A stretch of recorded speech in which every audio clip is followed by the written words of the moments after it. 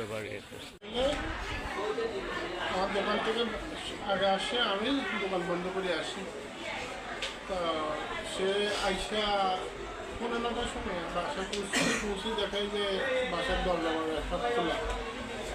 পরে সে বাইরে গেছে ওই পাশে, উত্তর পাশে, যাওয়ার পরে দেখে যে মরদের খড়টাও খোলা। সে এটা লাগাইছে, লাগানোর পরে দোতলায় গেছে, যাওয়ার পরে দেখে যে আমার মেয়ের মা একটা জমাইতে ডালে দিয়েছে। মা ওখান থেকে দৌড়াইছে, নামছে, নামিয়ে আমাকে ফোন দিয়েছে, মারে কাটিয়ে গেছে। আমি কৃষি করে দোকানতে আসছি, মুসলমানের সঙ্গে আসে আমি পুরী দেখি যে এই অবস্থা, দোতলাতে লাশ করে দিয়েছি। আমি তখন বিভিন্ন জায়গায় খবর দিতে বলছি, আমি অজ্ঞান হয়ে গেছি। আমি অজ্ঞান থেকে এখন আমার এই বিষয়ে আপনার এই বিষয়ে কোনো ঘটনা বা কোনো রহস্য কোনো ঘটনা আছে কিনা, কারোর সাথে আপনার বিরোধ আছে কিনা? না, এই বিষয়ে আমার সাথে কারোর সাথে বিরোধ নেই। কে করছে আমি তো জানি না, এটা আইন প্রশাসন, গোয়েন্দা, ওনাদের তৎপরতা দিয়ে ওনারা তল্লাশি করে বাইর করতে হবে। কারণ কেউ শত্রুতা থাকলে সে এসে মারি ফেলে না, কারণ কি তার মাথা আসে। এই জন্য প্রশাসনে এটা, আমি সেনাবাহিনীতে ছিলাম রিটায়ারমেন্ট, আমি ইন্টেলিজেন্স ছিলাম, গোয়েন্দার কাজ আছে, গোয়েন্দার কাজ করলে এগুলো বাইর করতে পারে সভাপতি তাড়াতাড়ি।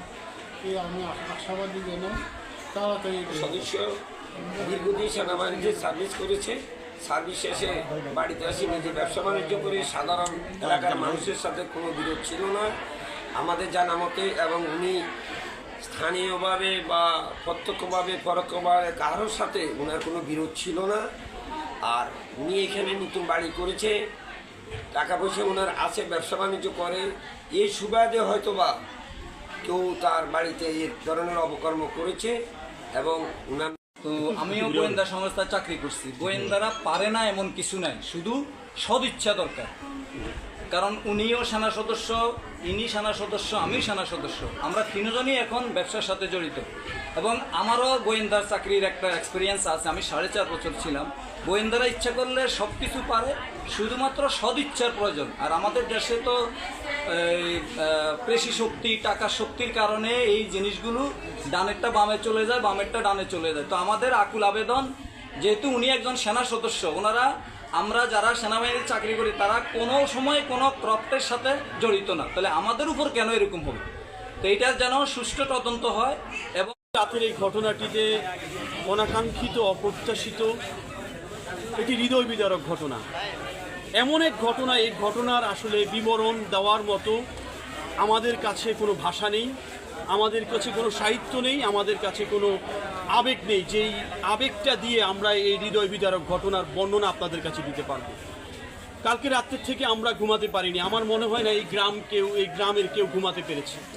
প্রত্যেকটি মানুষের হৃদয়ে কালকে রাতের এই বাড়িতে যে অনাকাঙ্ক্ষিত যে মা মেয়েকে নৃশংসভাবে হত্যা করা হয়েছে, সেই নৃশংসের সামান্যতম ভিডিও যারা সোশ্যাল মিডিয়াতে দেখেছে, আসলে তারা কেউ ঠিক থাকতে পারেনি। আমাদের বাচ্চারা, আমাদের মায়েরা, আমাদের বোনেরা সারা রাত জেগে জেগে এই বিষয়গুলো আলোচনা করেছে। প্রবাস থেকে এই অঞ্চলের মানুষগুলো ফোনের উপর থেকেছে, কি ঘটেছে, কেন ঘটেছে। আমরা রাত থেকে অসংখ্য মানুষ এই বাড়িতে এসেছে, তাদেরকে এই বাড়ির পরিবার পরিজনকে সান্ত্বনা দেওয়ার জন্য এসেছেন। আমরাও এই এলাকাবাসী হিসেবে আমরা আজকে এসেছি সমবেদনা জানার জন্য।